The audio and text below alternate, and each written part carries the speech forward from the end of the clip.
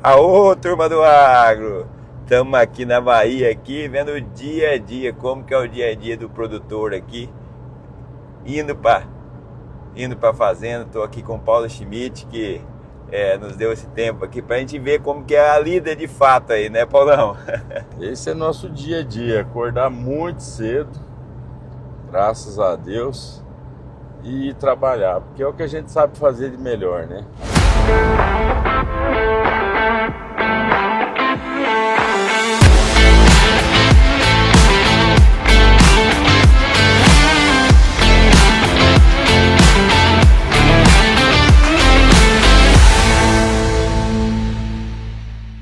Aqui, Rodrigo, aqui a gente já vai passando, já vai olhando as terras. Aqui já tem planta de cobertura, a colheita da soja já acabou. Legal. E já vai, às vezes, antes mesmo de chegar na sede da propriedade, já vai fazendo algumas vistorias, olhando algumas máquinas, né? E assim começa o dia. É um trabalho quase que por prazer, onde você simplesmente acorda e começa. Às vezes, antes mesmo de sair da cama, você já dá uma olhada hoje no WhatsApp, já bate o olho em alguns aplicativos para ver como é que foram as operações de noite, porque o agro não para, ele realmente é 24 horas, né? Sempre tem uma operação acontecendo, seja ela de preparo de solo, de plantio, de pulverização ou de beneficiamento de soja, milho, algodão, né? Ele realmente é uma indústria a céu aberto que trabalha 24 horas por dia. E um ponto legal, Paulo, que acho que até um objetivo nosso aqui de estar com vocês é mostrar realmente, quando você vem nas regiões agro, primeiro, a receptividade da turma é muito boa, porque realmente as pessoas realmente têm uma união muito grande e o dia a dia, né? Porque muitas vezes você só vê as notícias de grandes produções, parece que é coisa, grandes produtores, que a coisa é fácil, né? Eu rodo muito o agro afora, mas quando você está pisando dentro do agro, aí você sente de fato como que é o dia a dia. A turma às vezes na cidade não se dá conta o tanto que a turma trabalha e o quanto que se esmera em todos os detalhes, né, Paulão? Rodrigo, hoje você vai ter a oportunidade de ver o dia a dia no agro. Você vai entrar no escritório, vai ver um pouco da parte de tecnologia, depois você vai sair a campo com o time da fazenda mesmo, olhando um dia a dia normal do agro, né? E eu acho que vai ser uma experiência muito boa. Legal. Né? E o que eu mais quero é que as pessoas do agro assistam, mas também multiplique para pessoas que não são do agro, para mostrar o que é, como é que funciona, né? Antes mesmo de entrar no escritório, a gente vai parar o carro, já vai entrar, dar uma olhada no algodão. Legal. Você vai ver como é que está o florescimento, pegamento de capulha. É o Show dia a de bola. dia, e esse é o nosso dia a dia. Às vezes você está indo, para ver. O pé na terra é necessário. Ah, não tem jeito, tem que estar um pezinho. Hoje, graças a Deus, tem muita tecnologia que a gente também utiliza de dentro dos escritórios para poder checar grandes volumes de máquina, né? Mas o pé na terra ainda tem que ter. Ainda não tem uma tecnologia que substitua isso. E isso é muito bom. Você não fica amarrado também aquele dia inteiro entediante, às vezes dentro do escritório. Você consegue sair, dar uma volta, ver uma operação, sentir o ar livre do dia a dia da vida no campo, né? Perfeito. Nós chegamos aqui em 1979. Meu pai veio para plantar arroz aqui no início. Era uma região realmente pouquíssima habitada, terras baratas, mas a vida extremamente difícil. Na verdade, ninguém imaginava que o agro ia virar uma pujança. Compramos uma terra, começamos a abrir, plantar com muita dificuldade, infraestrutura zero. Hoje, o caminho que eu faço em 1 hora de estrada asfaltada, na época levava 3 horas de estradas ruins. E então, do local onde a gente estava até Barreiras, que era onde a gente morava, eram 4 horas, sendo 3 horas de estrada de chão e 1 hora de asfalto. Caramba. Hoje a gente leva 1h40 para fazer esse mesmo caminho, até os carros melhoraram. Então é muito fácil o cara chegar na região e olhar, nossa, olha só a tecnologia, olha. Só que na década de 80 não tinha telefone, não tinha celular, não tinha nada, né? Então, quando alguém precisava comprar uma peça, alguma coisa, muitas vezes a gente fazia na própria fazenda, porque ir buscar e voltar, além de ser demorado, era muito caro. Mas graças a Deus, com a perseverança não só da minha família, mas de todas as famílias, foi se desenvolvendo tecnologia, foi se aumentando áreas e foi gerando riqueza, pagando muito imposto, que uma boa parte disso veio em forma de asfalto, em forma de rede elétrica, em forma de qualidade de vida, né?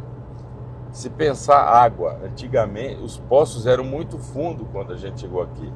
A gente tinha que andar 40 quilômetros para chegar na beira de um rio, buscar água em galão e devolver. Isso tudo era na década de 80. Até que se veio tecnologia que nós conseguíssemos pagar para fazer poços e conseguir trazer água potável e limpa. Tem muita abundância de água na região, graças a Deus. Mas a gente não reclama de nada disso, acho que faz parte do crescimento. E ao longo dos anos, além da cultura do arroz, chegou a soja, chegou o milho, e a gente acabou deixando... Seu pai começou plantando arroz aqui. Plantando arroz. Hoje, quase já não se planta mais arroz na região. O que se planta é soja, milho, arroz, feijão, urutuba, várias culturas. Hoje se planta tudo, banana, cacau, até fruticultura, não exatamente no setor que nós estamos, mas a região toda é apta para isso, né? O grupo hoje tem como fortaleza o algodão e a soja em primeiro lugar, e o milho e um pouco de semente de capim já com menor escala, mas também estão plantando. Aqui já é a área nossa de algodão, você vê que virou um mar de algodão. Bonito, hein? Está sendo um ano maravilhoso para nós. Você vê que o tempo está nublado, se tudo der certo vai ter mais uma semana de chuva. Quando você vê esse tempo nublado, nesse momento é bom ou ruim? Rapaz, é bom demais. Eu costumo falar que essa região só desenvolveu porque tem chuva. Porque quando você pega um solo ácido ou que falta algum nutriente, você consegue colocar ali. Você consegue corrigir com calcário. Se o solo está compactado, você consegue descompactar com máquinas. Mas se não tiver chuva, não tem cultura, nada cresce. Eu costumo falar que a gente não compra terra, nós compramos água. A terra é simplesmente um local que você vai colocar a planta em cima e que você melhora. Mas a água, se ela não vir de cima, se for uma região que chove pouco, pode ter certeza que a cultura não vai se desenvolver. Eu conheço áreas de altíssima fertilidade no Brasil que não tem nada plantado em cima porque falta chuva, né? E a irrigação é difícil de fazer. Então, o que mais agrada o produtor é a chuva. Sem chuva, nada disso teria acontecido. E os desafios lá de trás e desafios de agora? Graças a Deus os desafios não acabam nunca, né? Antigamente os desafios às vezes era até logística, você chegar na fazenda, você ter comunicação. O desafio da comunicação era muito grande, porque para você, logo que chegou o rádio, você tinha que ter uma outra pessoa do lado de lá para passar o código de uma peça. Hoje os meios de comunicação, a internet, nós estamos dirigindo um carro aqui. Então, os desafios de comunicação, de logística, cada vez está mais fácil, né? Perfeito. Tem horas que você pede uma peça de São Paulo, em 24 horas, 48 horas, está aqui na região. Eu acredito que os novos desafios é realmente trabalhar a custo, fazer com que as pessoas do agro trabalhem cada vez mais felizes, né? Porque hoje a gente tem muita informação. Talvez outro desafio muito grande é fazer com que a informação correta chegue na pessoa. Imagina que um excesso de informação ruim pode fazer as pessoas tomarem decisões erradas, né? Então, realmente, fazer um agro cada dia mais qualificada em termos das culturas, né, serem mais... Essa parte é complicada. Mas imagina que eu vou produzir para uma pessoa que quer comprar. E essa pessoa que quer comprar, ela tem todo o direito de escolher o que ela quer comprar, de botar regra. Certo. Né? Então, quando eu vou fazer meu processo produtivo, eu tenho que pensar, cara, o que o meu comprador quer? Como que ele quer que eu produza isso? E ele tem esse direito. E o mercado está cada dia mais exigente, mais competitivo. Então eu tenho que escutar meu comprador, por mais que eu sou um produtor de commodity, as empresas que compram commodity estão começando a ditar regra. Eu produzo algodão. Quem compra algodão também quer um algodão com a qualidade X, uma cor Y, né, um comprimento, uma espessura, uma segurança socioambiental desse algodão. Então eu tenho que pensar em todos esses pontos, que eu acho que esse é o grande desafio, para agradar meu comprador. Porque quando eu vou comprar alguma coisa na feira ou no mercado, eu quero olhar aquele produto e quero ter certeza que aquilo combina com o que eu acredito. Então, o grande desafio do agro hoje é olhar o que o comprador quer e fazer especificamente o que ele quer. Só assim a gente vai ser competitivo.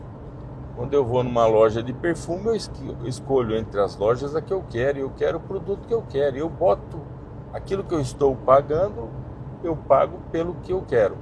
Agora, no agro, nós também somos vendedores. Então eu tenho que ver o que o mercado consumidor quer e produzir exatamente aquilo. Você tem que olhar a ponta da ponta. Exatamente, não tem jeito de escapar. Né? Hoje a gente vê preços de commodity baixa, estamos passando por uma maré de preços muito baixos. Mas quem tem qualidade e um produto que a ponta quer a um custo aceitável, com certeza vai sobreviver e vai passar por essa fase e vai ser uma onda boa. Mas mesmo uma onda boa, o cara que vai comprar vai exigir, porque ele está comprando, ele não é obrigado a comprar.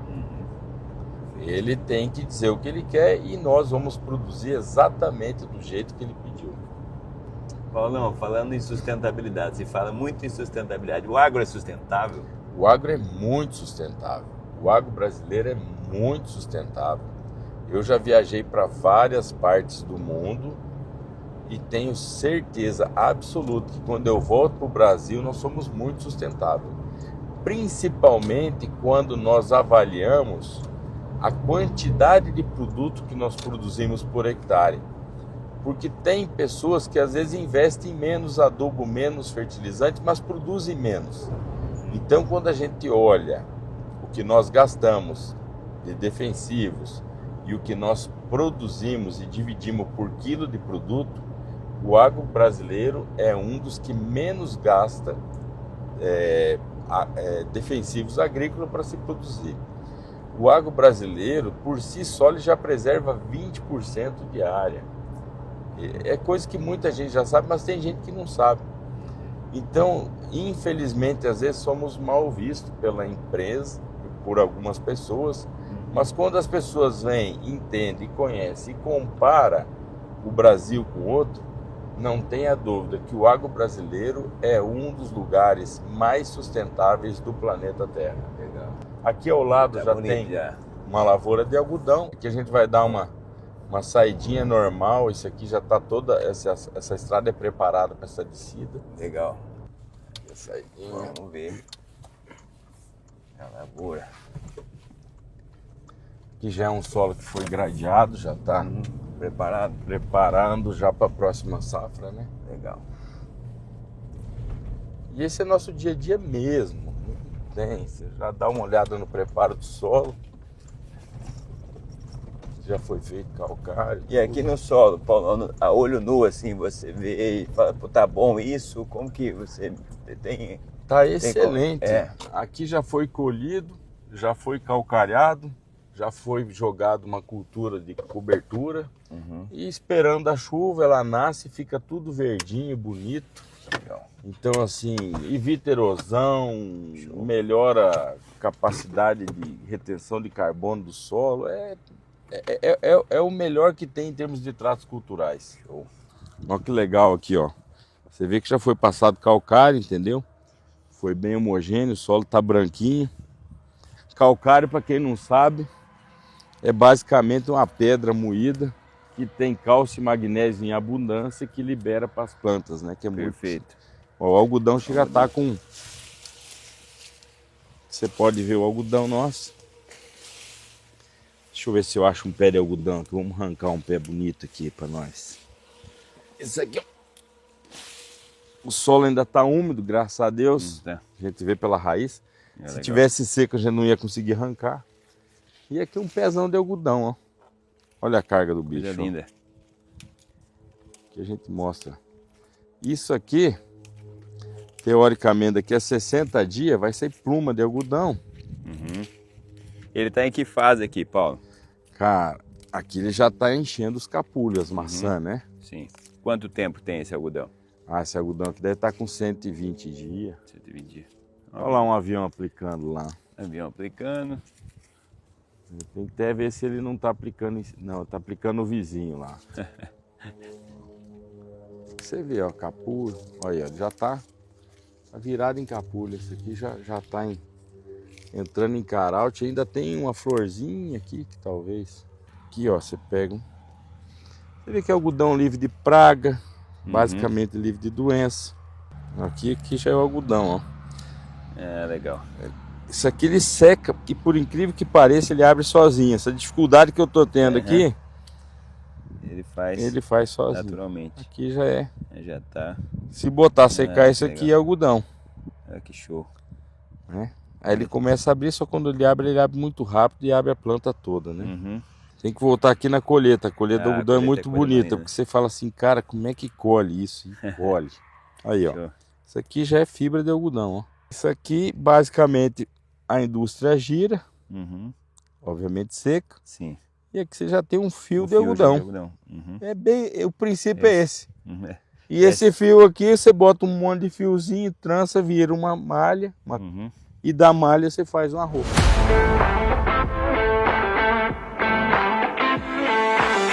Eu costumo falar que o conhecimento ele tem que ser passado, né? Sim.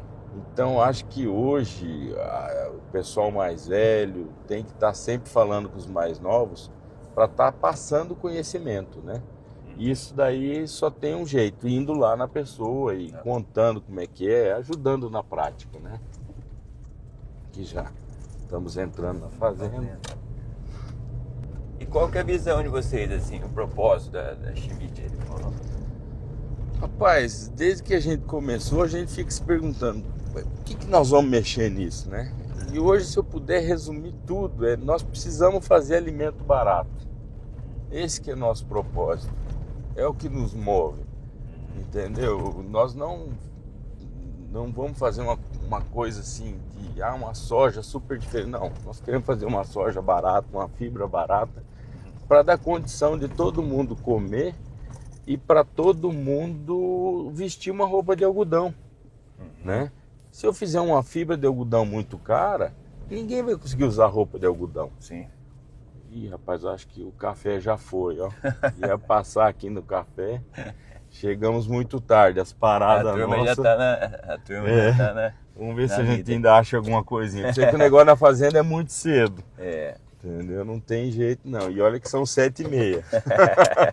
Bom demais. É isso aí. Vamos com mortadela, né? Rapaz, bom demais. Bora começar. É obra atrás de obra, Paulo. Todo dia a gente procura fazer alguma coisa para melhorar e para atrair o povo da cidade para trabalhar no campo também. Hoje nós temos muita falta de mão de obra no campo, porque às vezes o povo da cidade não sabe como funciona aqui e imagina que é nos tempos antigos. Mas hoje a gente tem casas melhores, vamos fazer uma cantina melhor. Estamos sempre evoluindo e melhorando para que o pessoal venha trabalhar cada vez mais no agro com a gente aqui. E como é dinâmico o agro, né? Você tem que ter construção civil dentro dele, tem que ter... Tudo. Tem alimentação, acabamos de sair de uma cantina grande ali, é turma trabalhando na cantina. Fazendo uma maior, isso aqui é para mais de 200 pessoas. Vai dar para atender aí tranquilamente aí, em torno de 600 a 700 refeições por dia. Uau!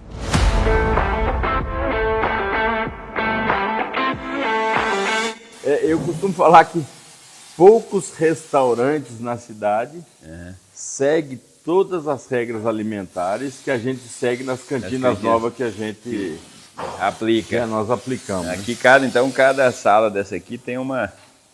Tem um porquê. A câmara fria aqui. Aí tem câmara fria para carne, câmara fria para verdura. Caramba. Área de processamento de carne, área de processamento de verduras. É grande. Aqui, ó, outra câmara fria. Cada câmara fria é um objetivo. Por quê? Porque como a gente não fica próximo à cidade, a gente tem que ter comida para aguentar. Imagina você fazer 900 refeições por dia durante 10 dias aí, é 10 mil refeições, né? 10 mil refeições. É coisa, hein? É arroz e feijão, hein?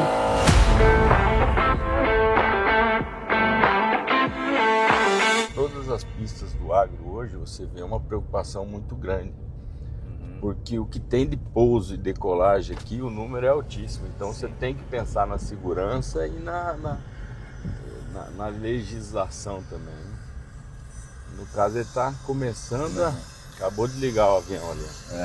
Começar a operação. Um maquinão.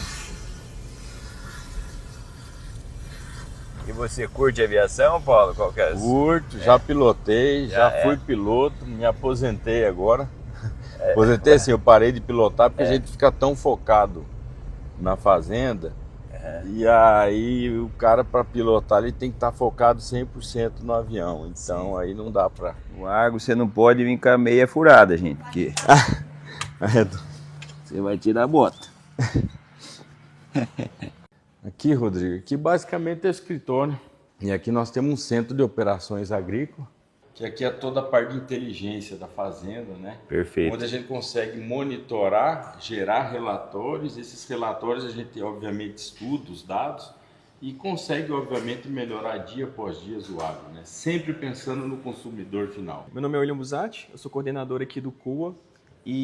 O COA é o Centro de Operações Agrícolas. Centro de Operações Agrícolas, aqui da Schmidt. Então, hoje a gente atua tanto no estado da Bahia como no Tocantins. Então, basicamente, o campo, a produção em si é o coração, né, da máquina, e a gente é o cérebro.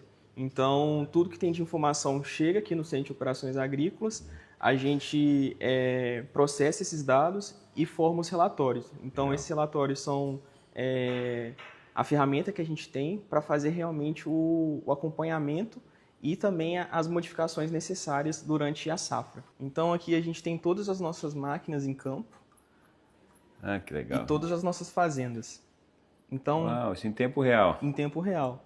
Então, se o operador ele estiver executando um trabalho, a gente consegue ver qual trabalho ele está sendo executado. Uau. E se ele parar o maquinário, por exemplo, ele consegue apontar qual é o problema que foi encontrado. Que legal. Por exemplo, se tiver um problema de manutenção na máquina, a gente consegue, no final do mês, elaborar um relatório e falar quanto tempo cada máquina ficou parada por causa de falha técnica ou falha mecânica. Que show! E para a gente é muito importante porque, querendo ou não, a gente precisa disso no final do mês, tanto para a gente comprar mais peça ou para fazer alguma tratativa para melhorar o próximo mês. Perfeito. Muito legal. Show de bola. Perfeito. Então esse é o nosso dashboard de fertilidade do solo. Então, por exemplo, a gente pega a fertilidade que a gente coleta em todos os talhões e coloca aqui no dashboard para a gente realmente acompanhar qual que é a nossa estimativa e fazer os cálculos para a gente fazer uma adubação mais coerente possível. Ah, que legal. Agora vocês estão em que fase aqui? Então, a gente já coletou 100% das amostras de solo. Sim. 50% já foi processada e encaminhada para a gente. E a gente está esperando o restante para fazer 100% do grupo a adubação mais coerente possível. Perfeito. Como que funciona? A gente finaliza os talhões de soja, por exemplo, Então a gente colheu 100%. Certo. Finalizou, a gente começa a fazer as coletas. Então a gente pega 10 pontos em cada talhão e consegue segregar uma área geral ali. Legal. E baseado nisso, a gente manda para o laboratório e o laboratório encaminha para a gente depois de 30 dias, mais ou menos. Legal. Posterior a isso, aí a gente faz a adubação, fazemos o preparo de solo e depois, novamente, o plantio. E aqui são os alertas. Então, a gente usa o Operation Center como os alertas mais críticos das máquinas. Ah, tá.